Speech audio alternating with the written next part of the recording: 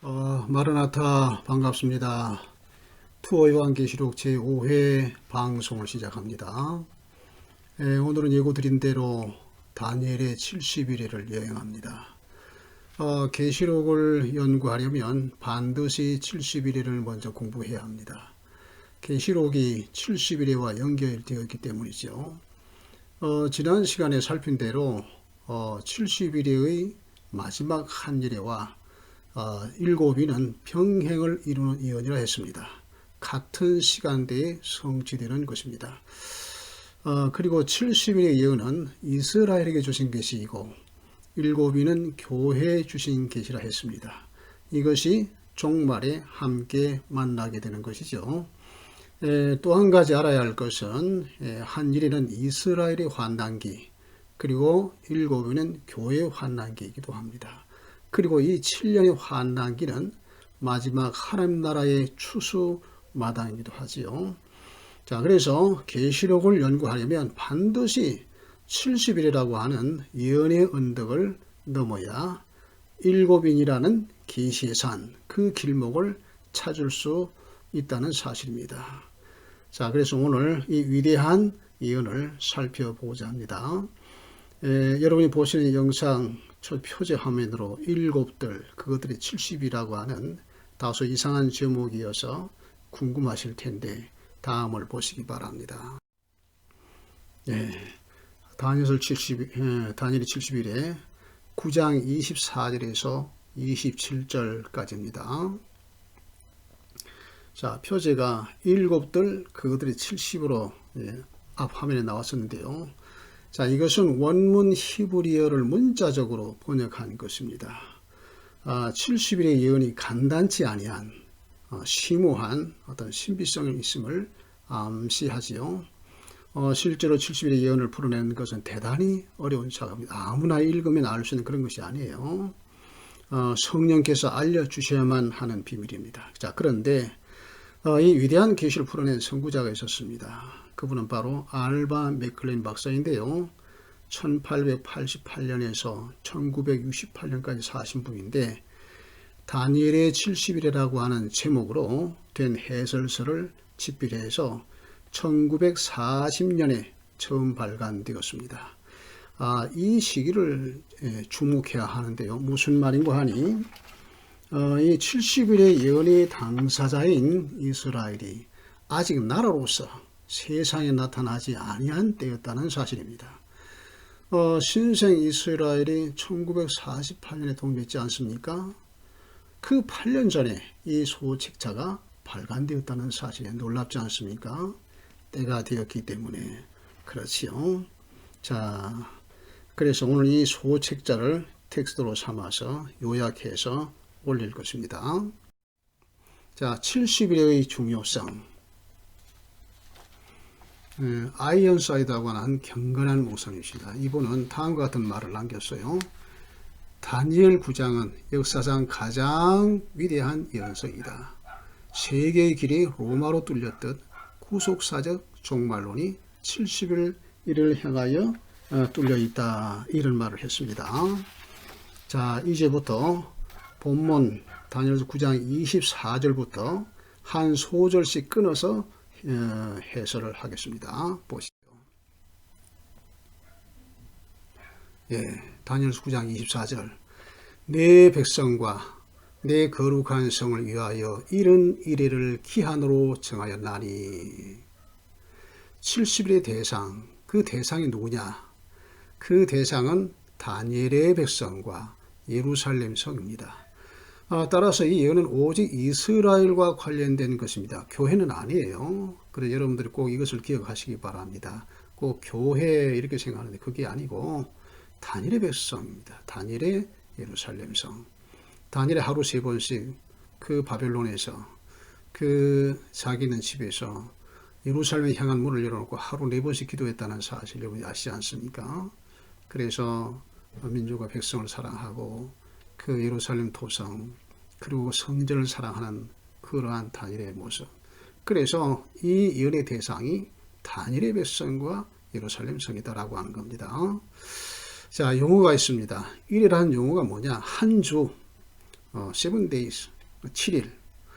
그래서 70일이라고 하는 것은 히브리어의 문자적으로는 일곱들 그것들의 70이에요.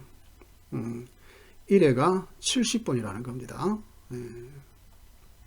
자, 1회로 번역된 히브리어 샤부임은 7일 또는 7년의 기간을 뜻합니다. 본문에서는 해를 의미하지요. 따라서 70 곱하기 7은 490일, 490년이 되는 겁니다. 24절 6가지 놀라운 사건이 이제 다음에 나오겠습니다만 이런 것들이 490일 만에 성취될 수는 없습니다. 샤부임은 연의 개념이 있다 하는 겁니다. 자, 다음을 보시죠. 자, 70일의 성취 결과 어떤 결과 나타날까요? 세 가지가 없어집니다. 허물이 그치며 죄가 끝나며 죄악이 용서되며 또 세 가지가 나타납니다. 영원한 의가 드러나며 환상과 예언이 응하며 또 지극히 거룩한 이가 기름 부음을 받으리라. 70일에가 완전히 성취되면 이런 결과 나타난다는 거지요. 그런데 이것에 대한 해석이 좀 상반된 것이 있습니다. 무천년주의자들은 초림에 성취되었다. 전천년주의자들은 재림에 성취될 것이다. 서로 달라요. 무천년은 뭔고 하니 그 천년기를 두고 다시 말하면 천년왕국은 실제적인 문자적인 그런 것은 없다. 영적인 것이다. 지금 이 시대가 교회 시대가 천년기다. 그래서 문자적인 천년기는 없다. 그래서 이 6가지 놀라운 일은 주님께서 초림 시에 성취되었다라고 주장을 하는 겁니다.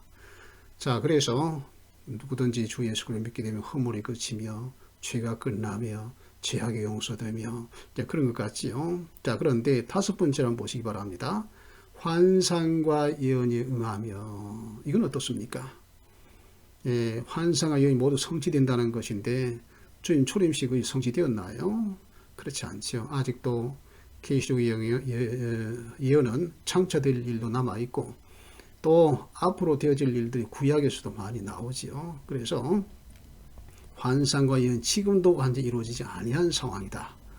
그래서 무천년의 주장은 옳지 않다라고 하는 겁니다. 자, 그리고 무엇보다도 제가 앞에 설명한 것처럼 이 70일의 예언의 대상은 교회가 아니라는 사실입니다. 내 백성과 내 거룩한 성을 위하여 이걸 놓치면 안 돼요. 자, 그래서 이제 그 천천년, 천년기, 천년왕국 문자적으로 있다. 그 천년기 전에 주님께서 재림하신다.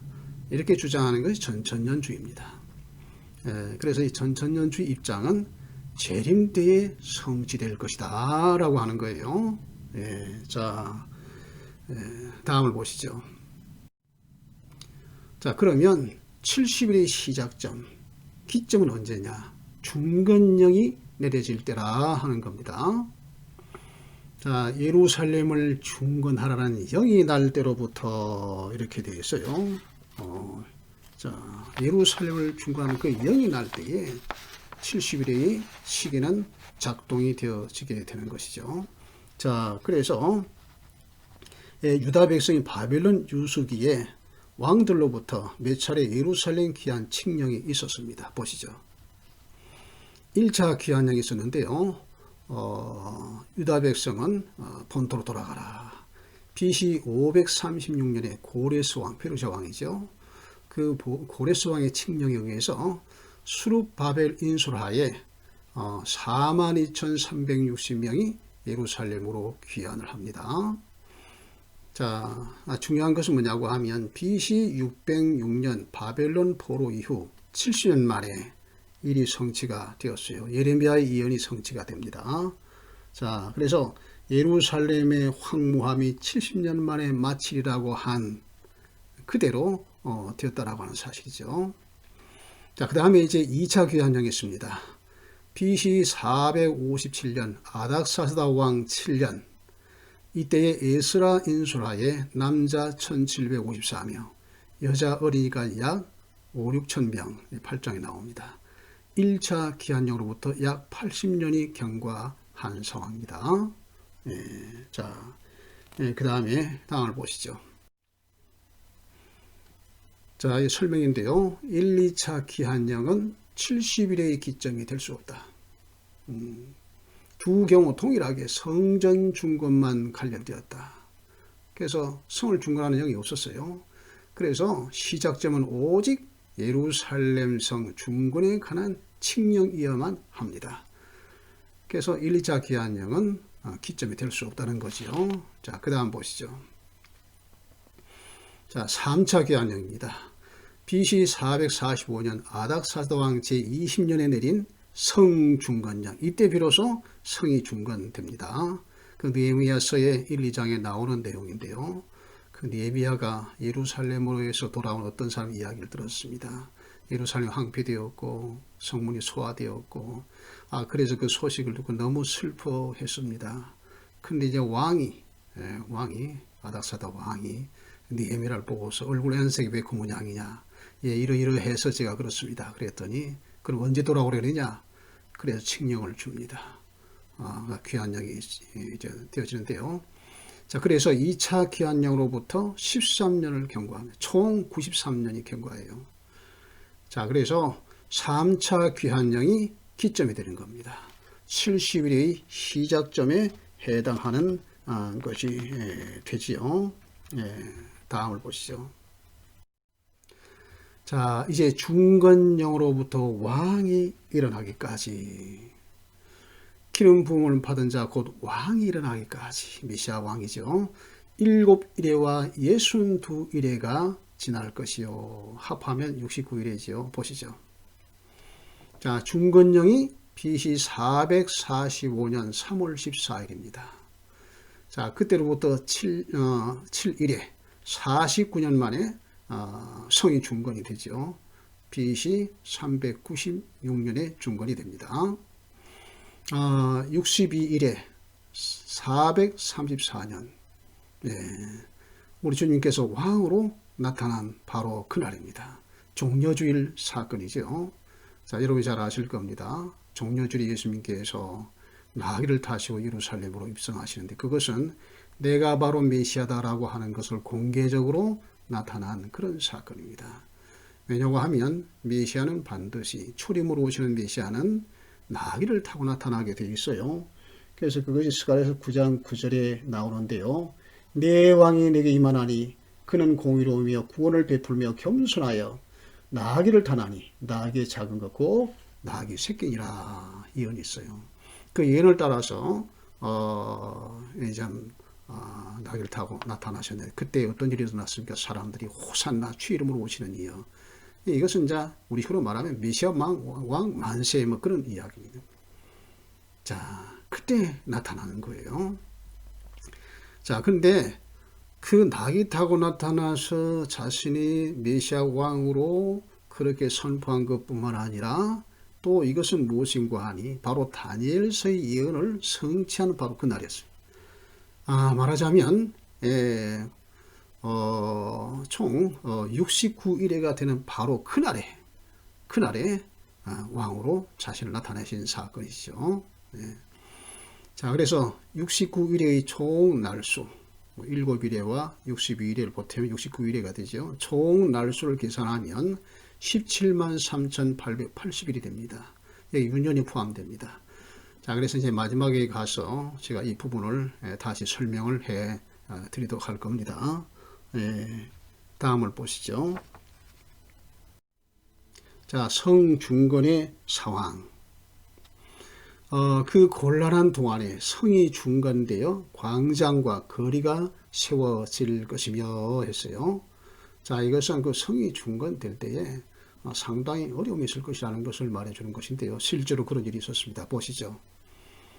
성중건 과정 방해 상황. 느헤미야 2, 4, 6장, 13장에 나옵니다.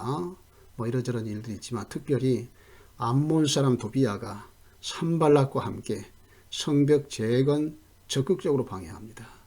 그래서 유대 기인들과 동맹관계를 맺기도 하고 그 다음에 유력자의 딸과 결혼도 하고요. 그렇게 해서 유대사회 확고한 지위를 구축하고 그리고 제사장 엘리야십의 보호와 특권을 받기도 합니다. 아주 영이 주도하고 참 술수가 많은 자입니다. 이런 자가 나타나서 성중건을 방해해요. 하나님 나라의 일을 방해하지요. 그러나 느헤미야에 의해 추방이 됩니다. 다음을 보시죠. 자, 기름 부음 받은 자가 끊어져 없어질 것이다 라고 하는 것인데요. 보시죠. 62일의 후에 기름 부음을 받은 자가 끊어져 없어질 것이며, 예.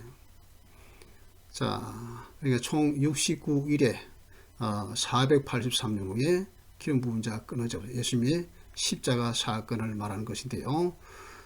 우리 주님께서 왕으로 나타나신 후 십자가 사건을 뜻합니다. 자, 그래서 이때에 70일의 예언의 시기가 멈추게 됩니다. 자, 이스라엘 자신의 메시아 왕을 영접해 드려야 아까 말씀드린 6가지 놀라운 일이 성취가 될 것이고, 정말로 메시아 왕을 맞아들이고 그런 일이 있을 것인데, 메시아 왕을 자신들의 손으로 십자가에 매달았죠. 그래서 기름 부은 자가 끊어져 없어졌어요. 그런 상황에서 이 70일이가 완성이 될 수 없는 겁니다.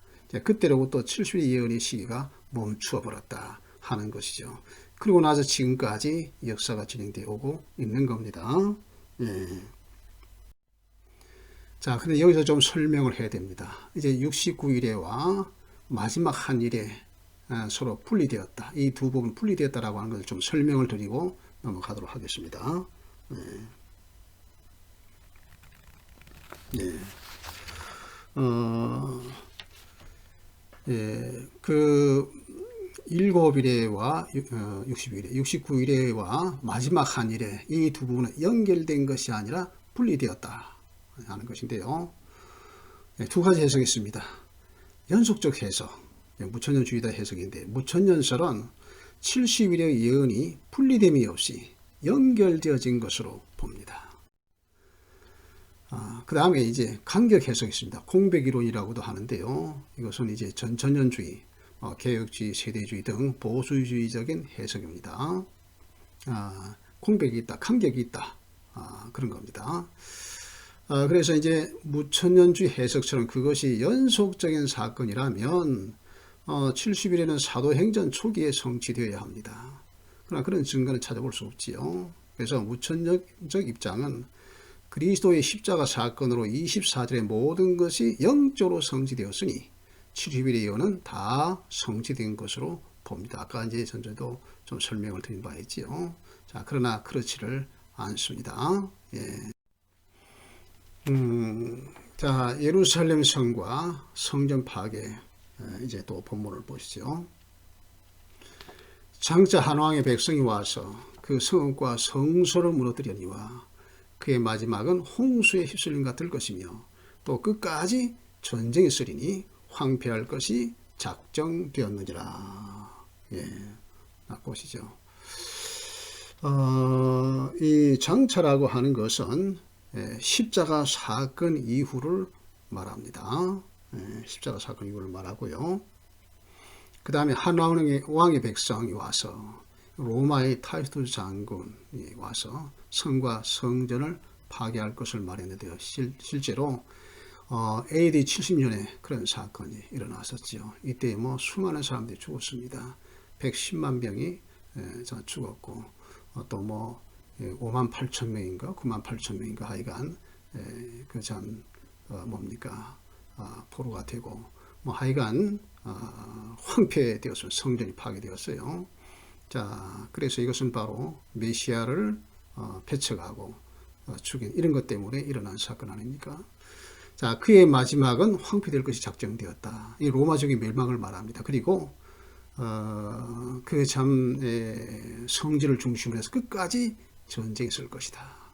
황폐될 것이 작정되었다. 그래서 주 70년 이후로 이스라엘 거기는 어떻습니까? 예루살렘 황폐케 되었지요. 자, 그 다음을 보시죠.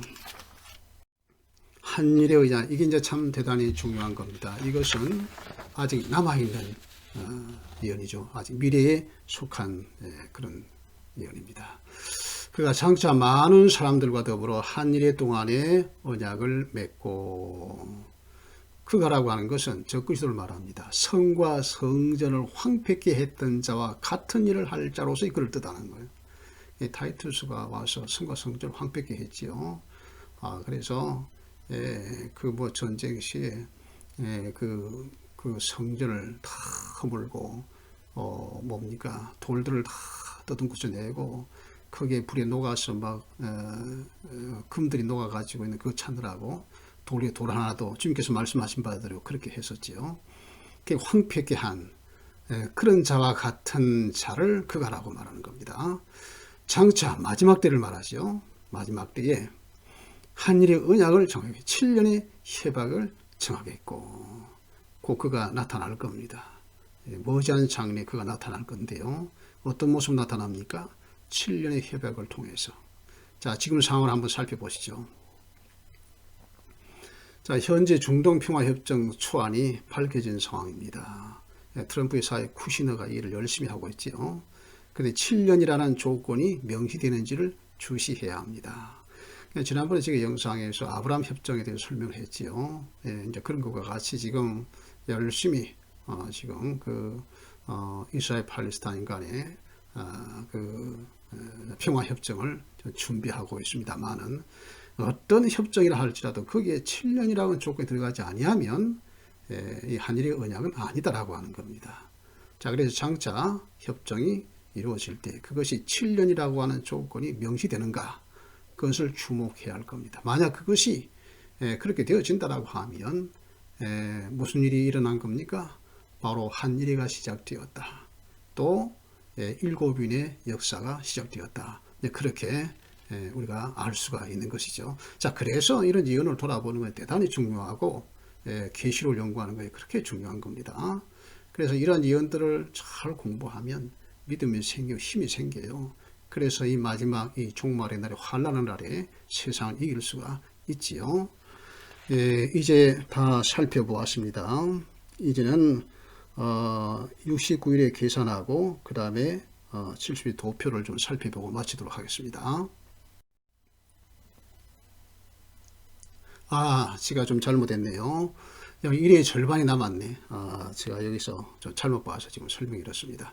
자, 그가 그 1회의 절반에 제사와 예물을 금지할 것이며 그랬어요. 자, 보시죠. 1회의 시작에 제3성전 제사 무식이 부활을 시작하는. 그러니까 이게 뭔 말인 거 아니? 적그리스도가 그 1회의 절반에 제사 예물을 금지한다고 하면 전제하는 것이 있어요. 이미 성전이 다 지어졌고 제사의식이 부활되었다라고 하는 것을 시사하는 겁니다. 자, 그래서 지금 현재 상황이 어떠냐고 하면 예루살렘 제3성전이 설계가 완료되었고요. 그 다음에 각종 성구, 각종 기구, 레인의 제사의식, 리허설 등 모든 것이 준비가 되어 있습니다. 그래서 제가 그 영상에 보았는데요. 그 제사장복을 입고 또 뭡니까 참 제물을 제단에 올려놓고 불 사르고 하는 그 모든 과정을 영상으로 본 적이 있습니다. 그래서 다 준비가 되었어요. 그래서 한일회가 시작이 되게 되면 금방 성전 세우고 또 금방 구약 제사 의식이 일어나게 될 겁니다. 자, 그러나 말이죠. 적그리스도는 3.5년 만에 3년 반 만에 한일의 언약을 파기하게 됩니다. 성전의 적그리스도 우상을 지금 또 포악하여 가증한 것이 날개를 의지하여 설 것이며 가증한 것이란 우상을 말합니다. 그것을 세울 자는 거짓 선지자이죠. 계시록에 나옵니다. 그래서 그 우상의 말도 한다고 하지요. 과거에는 그게 무슨 말인지 몰라요. 어떻게 우상의 말을 하나. 그런데 지금은 AI 인공지능 그런 것이 있어서 이제 충분히 그런 것을 참 상상해 볼 수가 있는 그런 시대가 되었습니다. 여기서 날개라고 하는 것은 어떤 세력을 의미하는 것도 되고요. 또는 그 우상이 날개 달린 것인지 잘 모르겠습니다만 하여간 그렇습니다. 그 다음에 적그리스도의 최후의 미래입니다. 최후에 이미 정한 종말까지 진노고 황폐케 하는 자에게 쏟아지리라 하였느니라 하니라. 황폐케 하는 자, 즉 적그리스도의 종말은 정하여졌습니다. 아무리 포악하고 아무리 권세가 있어도 그 끝은 정하여졌다 하는 겁니다. 한 일의 끝에서 그는 하나님의 진노, 대적재앙입니다. 그때를 말하는 것인데요. 그 진노를 받아 결국 무적행에서 떨어집니다. 예. 자, 그래서 아까 제가 말씀드린 나머지 69일의 계산하고 70일의 도표를 한번 살펴보고 마무리하겠습니다. 자, 69일의 날짜 계산. 한일회를 제외한 것이죠. 보시죠. 자, 69일에 곱하기 7년, 한일회는 7년이니까 7년을 곱해야 되겠죠. 그 다음에 곱하기 360일. 이스라엘은 당시 1년이 360일입니다. 그래서 이렇게 계산을 해야 합니다. 자, 그렇게 했더니 총 17만 3,880일이 나옵니다. 그것이 과연 그러한지를 한번 또 살펴보지요. 중건령 BC 445년 3월 14일 아닥사스다 왕 20년 니산월 추하루입니다. 그때로부터 우리 주님께서 예루살렘에 입성하신 때가 AD 32년 4월 6일입니다. 자, 이렇게 해서 총 계산을 해서 과연 그 숫자가 맞는지를 한번 살펴보도록 하지요. BC 445년 연수만 계산합니다. 그리고 AD 32년 그러면 총 연수가 476년이에요. 그리고 여기서는 지금의 날짜 1년 365일을 곱해야 합니다. 자, 그렇게 하면 17만 3,740일이 나와요. 자, 그러면 또 여기 달수를 남은 달수를 더해야 되겠죠. 3월 14일 AD 445년 3월 14일과 그 다음에 4월 6일을 더해야 됩니다. 그렇게 하면 20일이 나오는데 첫날과 끝날을 포함해야 한다고 합니다. 자, 그렇게 하니까 24일이 나온 거예요. 자, 그 다음에 여기 윤년의 날수를 더해야 됩니다. 한 40일을 지났으니까 이 윤년의 날수가 어떻게 되느냐 하는 것을 이 해설자가 의뢰를 했대요. 그리니치 천문대에 의뢰를 했더니 그 그리니치 천문대에서 116일이 나온다. 이런 답을 얻었어요.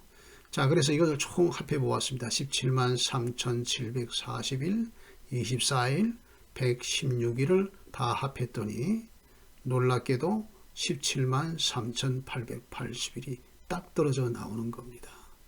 그러니까 이것은 계산을 일부러 맞추려고 한 것이 아니고 여기서 구약에 나타난 그런 총 날수를 더하니까 이런 날수가 나왔는데 이것을 지금의 그레고리 리역으로 해서 전부 이제 날짜를 합했더니 이런 숫자가 나온다라고 하는 겁니다. 놀랍지 않습니까, 여러분? 예, 하나님의 계획은 치밀하고 한치 오차도 없습니다. 여러분, 예수님께서 아무 때나 십자가에 죽으실 수 없습니다. 언제 돌아가셔야 합니까? 6월절에 돌아가셔야 합니다. 6월절 십자가 죽으세요. 왜냐하면 6월절 어린 양이거든요. 아무 때나 부활했을 수 없습니다. 초실절에 부활해야 됩니다. 부활의 첫 열매로서 말이죠. 그래서 3일 후에 초실절에 주님께서 부활하신 거 아니겠어요? 예. 자, 그래서 이스라엘 일곱 절기는 하나님 나라의 참 로드맵이다. 뭐 이렇게도 말할 수가 있는데 하여간 치밀하게 한치 오차도 없이 그렇게 하신다라고 하는 것이죠. 예. 자, 그 다음에 이제 마지막으로 70일의 도표를 살펴보도록 하겠습니다. 자, 기점은 아까 말씀드린 대로 BC 445년입니다. 자, 그 다음에 7일에 그 다음에 플러스 62일에 그러면 69일이가 되지요. 거기다가 한 일을 보태면 490년이 되는 겁니다. 70일이죠. 자, 그 다음 도표를 보시죠. 예루살렘 성 중건령이 BC 445년이라고 했습니다. 이때부터 한일에 49년이 지난 때에 성이 중건됩니다. BC 396년입니다. 자, 이때로부터 62일에 434년이 지난 때가 바로 69일인데 483년 때입니다. 이때의 왕의 현시, 다시 말하면 주님께서 나귀 타시고 왕으로서 나타난 그런 때인데 AD 32년입니다. 자, 그런데 아까 제가 말씀드린 대로 자, 그 기름 부음 받은 자 왕이 끊어져 없어진 상황. 자, 그래서 70일의 예언의 시기가 멈추었다고 제가 말씀을 드렸지요. 그 멈추었는데 마지막 한 일회를 남겨두고 갭이 있었다고 하는 공백 시대가 시작이 되었다라고 하는 겁니다. 자, 그래서 이 70의 예언은 두 시기로 분리되어 있다. 69일과 9일과 한일의 사이에 갭이 있다라고 하는 것이죠. 자, 그러면 이 갭이 있는 동안에 무슨 일이 있었는 겁니까? 교회 시대라고도 말합니다. 그래서 온 천하의 복음이 다 전파되고 땅까지 전파되어서 이방인으로 불리는 그 이방 세계에 많은 사람들이 주님 나라로 들어오는 그 시기를 하나님께서 정하신 거예요. 자, 그래서 주님께서 말씀하시기를 이 천국 복음이 모든 민족에 증거되기 위하여 온 세계 전파되리. 그제야 끝이 오리라고 말씀했지 않습니까? 그리고 바울 사도도 이렇게 말했습니다. 뭡니까? 그 이방인의 수가 충만하게 될 때에, 이방인의 수가 충만하게 될 때에, 주님께서 이스라엘 백성을 돌아보신다. 이방인의 수가 충만하게 차기까지 이스라엘의 일부는 완악하게 되었다. 그렇지만 그렇게 되고 나서 이제 하나님께서 이스라엘 돌아보시고 구원하신다. 이제 그런 내용이 로마서 11장에 나오지 않습니까? 그래서 바울 사도는 알았어요. 이 복음이 다 전파되면 다시 이스라엘의 구원의 때가 오리라고 하는 것을 알고 열심히 이방세계 복음을 전했던 거 아니겠습니까? 자, 지금 이방인의 참 그 수가 충만히 채워진 그런 시대입니다. 이제 곧 한일의 언약이 시작이 될 텐데요. 자, 지난번에 말씀을 드렸습니다. 이스라엘 자신들의 메시아를 영접하기는 거부하고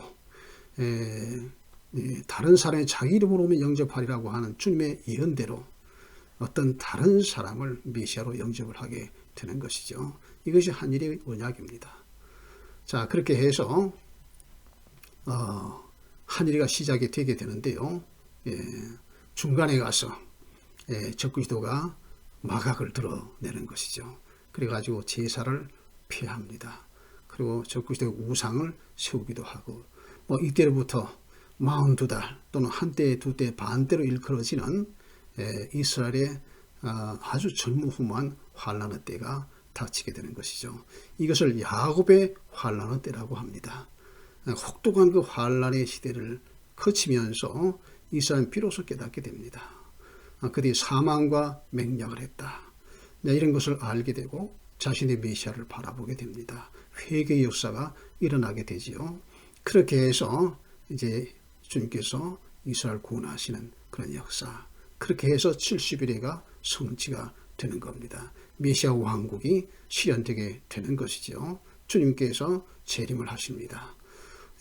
물론 그 전에 휴거가 있겠습니다만은 휴거와 재림 사이는 뭐 그렇게 큰 기간은 아니라고 봅니다만은 주님께서 재림하시고, 그리고 이제 최종적으로 이 70일의 언약 놀라운 사건 이것이 마지막에 나타나게 되는데요. 보시죠.